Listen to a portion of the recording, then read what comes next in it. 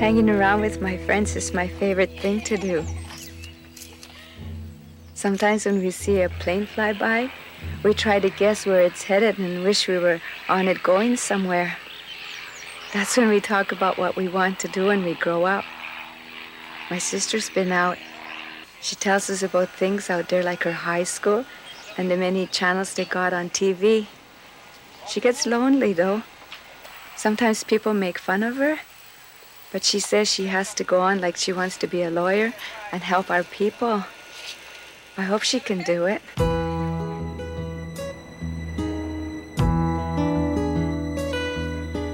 All across Ontario, our native students leave home every fall to attend high schools in different cities and towns to get their education. Before the year is over, many of them quit and go home. Going to school in the city makes them aware of their cultural differences. They experience prejudice and a whole new pace. And they find it hard to adapt to this different society they don't even know. It's a difficult time for all of them. Many teachers don't understand the rules that govern our children's behavioral patterns. Their shyness, for example, is mistakenly interpreted as a lack of intelligence. Deadlines have a different meaning in our culture. As some teachers do not recognize the differences, our native students become distant and trapped in silence. They become lost.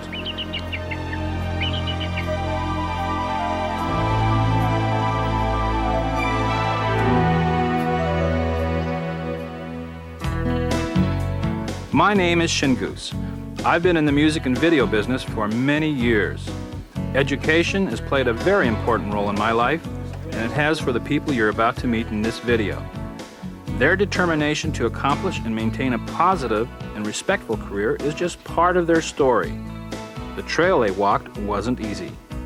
The constant struggle of identity of fitting in are just some of the obstacles that our people face when leaving their home environment.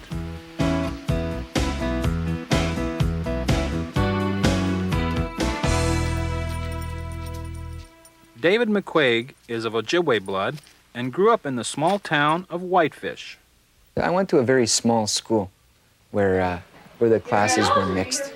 We had from kindergarten to grade 8, and sometimes, because it was a small school, there would be a number of different grades all mixed in one classroom and that sort of thing.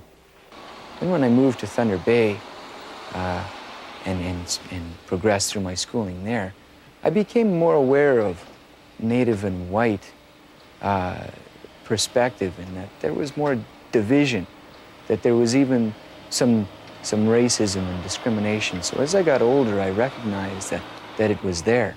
So for maybe the first year, I just sort of went around in a state of confusion, not understanding why, because I didn't accept the fact that maybe I looked different or acted different.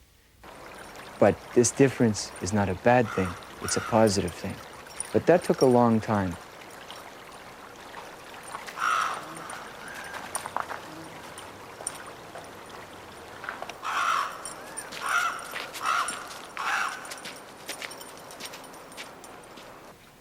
David feels the benefits of his job is working with people and assisting them.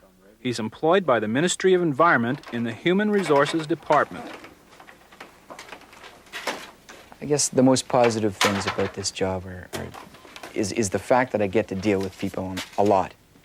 Basically, that's what I do all day long, is deal with people. I like that. I like talking to people. I like to try to help them solve their problems. The skills that you acquire in this job and the skills that you need to do this job are really just those. Your ability to listen to people, your ability to think about what you're going to do that will solve their problem. You become very satisfied with knowing that you can meet that challenge. It becomes a personal note for you to take pride in. Sharan Longboat is a Mohawk from the Six Nations Reserve. She's in a field where you find very few women. She's a health and safety inspector for the Ministry of Labor. In choosing her career, she has broken 2 barriers. 1, the appreciating and enjoying of her heritage, and 2, she works in an all-male environment. I've always wanted to work in the capacity with the government in terms of something that actually helps people out there. I've always been an inspector, and a lot of the contractors I deal with now I dealt with in my previous job, so a lot of them are aware of what my qualifications are. I have no problem at all in terms of communicating with the workers and supervisors out there. I've never had a problem with them even questioning the fact that I'm qualified because I'm a woman or because I'm a native. So it's been very well accepted by the fact that I'm in the position because of my knowledge and because of my experience. The enthusiasm and sense of adventure we all felt in leaving to explore the outside world can easily be shattered by one negative experience. However, some have faced the problems by understanding their emotions, and it helped them resolve their insecurities. They've come to accept their culture and traditions and use it for their benefit in dealing with the problems that our Native students face when leaving their homes and their families. You don't have to forget about your traditional side. You don't have to forget about the fact that you're a Native person to fit in the white stream society. I think what you have to do is learn how to take maybe the non-traditional education system. So if you're going to go to a non-Native school, you have to use their education system for yourself. Use that system to benefit yourself, because the more you learn, the more valuable you become to your own people. According to government studies, our Native students have a dropout rate between 50 and 70%. Statistics show that our Native students drop out of school at a rate double that of the national average. The reasons for dropping out vary. It was really hard when I started school off the reserve because my father, being a traditional old Indian, he wasn't very supportive of the fact that I would be going to university or college for so many years to get a degree in something that he felt could be taught on a job. The traditional construction worker doesn't go to college for 3 years. And basically what he wanted to do was he just felt that I should have gotten out into the real workforce and worked, more so because he wasn't aware of what the educational system had to offer. Rick Peters is an Ojibwe from the White River region. He speaks of his struggle to function in a non-Native society. I left home at 13 to training school, group homes, foster homes, things like that. And I was a ward of the province until I was 18. I wasn't home, hadn't been at home since I was 13. But that was the hard part, coming from the reserve, being isolated from, on an everyday basis from your people. And that being looked down upon and, looked down in those stereotypes and racism and all that stuff. It was there, it still is, but we're better able to deal with it now in more positive ways. Rick just recently started work for the Ministry of the Environment in Thunder Bay. His job has him inspecting work areas for contamination and evaluating chemical spills. We have a certain geographical area, and we're responsible for all industry in that area and all the discharges they have into the environment, whether it's in the air, water. And that involves going out there, taking samples, water samples, soil samples, snow samples. We make recommendations to industries to comply, and if they don't comply with the certain guidelines that are set out, or regulations, then legal action can be taken.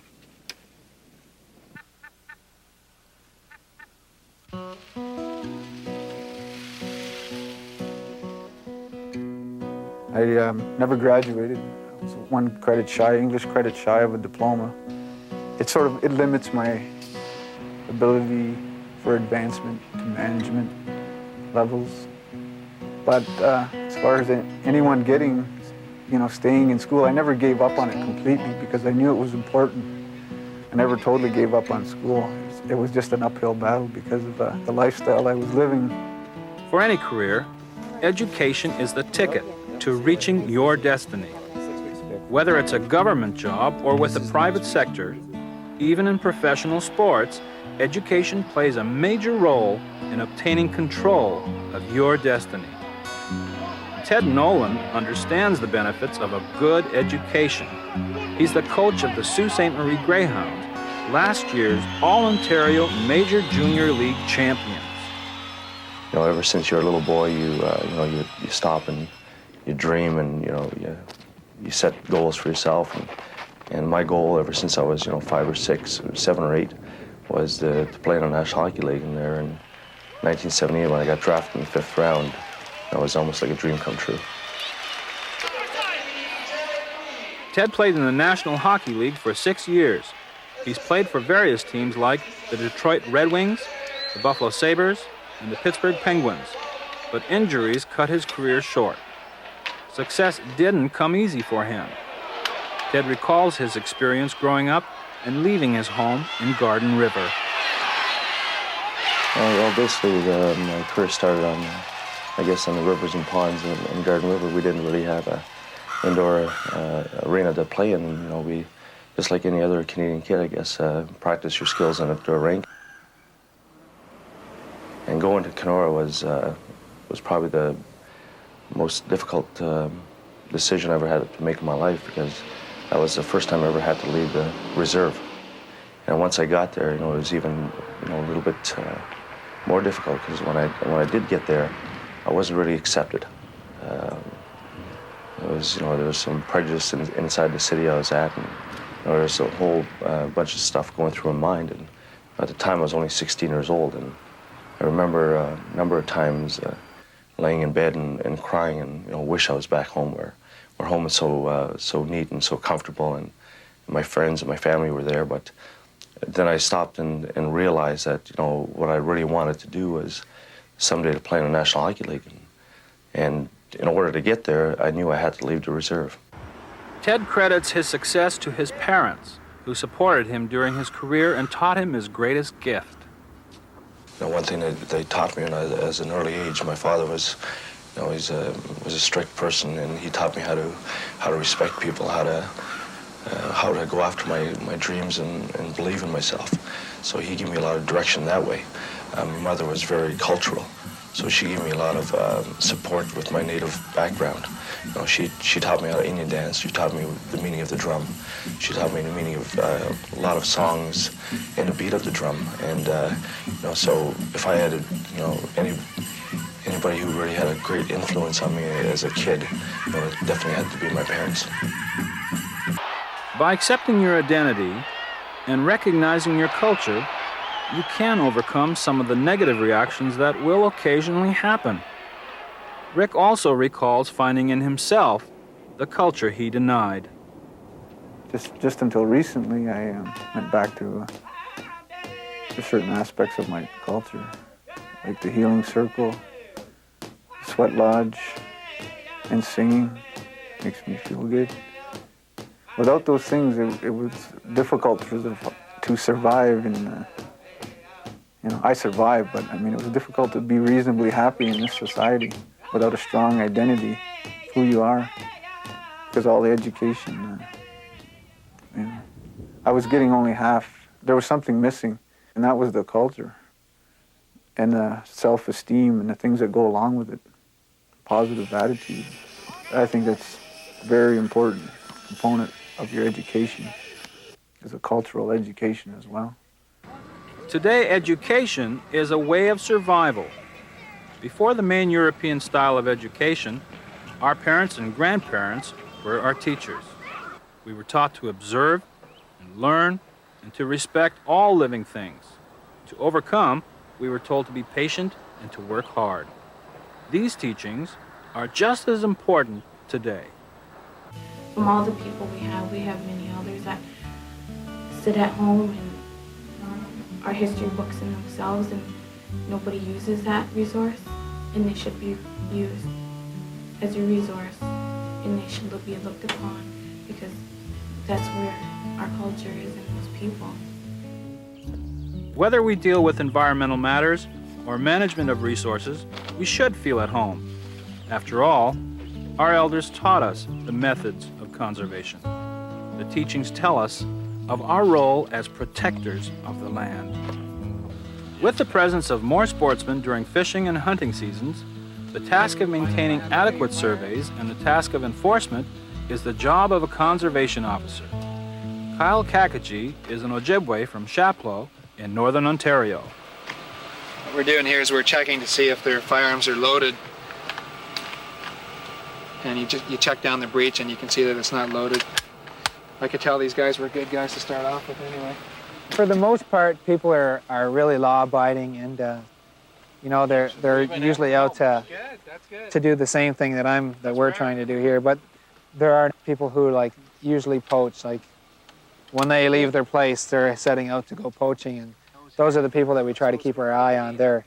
And it's typical for all the natives in the area to take the nose meat off. So I suspect this was a local person from town, and I'll have to look into this. We'll probably get a metal detector out here later on and search the carcass for a slug, and it's about the only place we can start. You can see the tire marks are still fresh on the ground back here. I was always fascinated with nature and how things work. I'd always liked hunting and fishing and camping, and I just wanted to know probably more about animals. Being from the area, I know the native people well. There aren't very many, but I know them well, and I'm kind of their contact person at the ministry. When they want to find out something, whether it's about fish, wildlife, lands, parks, timber, or fire, they'll usually come and talk to me because they know me, they can relate to me. For Kyle, the advantage of a good education is the choice of careers. Although he's a biologist, he has chosen to be a conservation officer. The choice brings him closer to a lifestyle he loves. Most people in my position will get either a 2 or a 3-year college diploma. Myself, I chose to go to university for 4.5 years and pursue a degree that way. It would just help me further on down the road maybe for future advancements in the job market. But you've got to stay involved in school, be involved in hunting and fishing and camping, and just it gives you a better feel for the people that you're dealing with, so you can really relate to them. The acceptance of our culture and realizing the beauty of our heritage is part of the success of these stories. We must never forget the pride in our dance, the heartbeat of the drum, and the softness of our mother, the earth on our feet. It's something that is important. It's something that I'm very proud of, and it's something that I have a great desire and a great enthusiasm for getting in touch with, because I see the very positive side of Native life. I see the very positive influences that it can have. The bottom line is, I had the best of both worlds. I'm back in reserve. I'm doing something that I really enjoy doing. And, being a Native person to me is very important. And plus the fact that I know I can't go back in the 1800s and live in our teepees and live the old way of life. But, living on a reserve, we have part of that. And also there's modern society, which we have to cope in, and that's why I feel very proud. We are part of a creation and must use what the Great Spirit has given us. Each one of us has a personal responsibility to ensure we live up to this legacy, to be proud of our way of life and who we are as a people. Our culture speaks of dignity, respect, and a pride with which our forefathers and grandmothers learned to survive in their world. Now the world has changed, but we don't have to change our spirit or our culture. But we should use it for ourselves, to be positive in our future, to laugh and tell our stories, and to share the vision with the world and future generations. We should walk to the end of this path. I heard there's a lot of things out there, and we can always come back. So I don't think we should be afraid. And if we stay on this path, we won't get lost.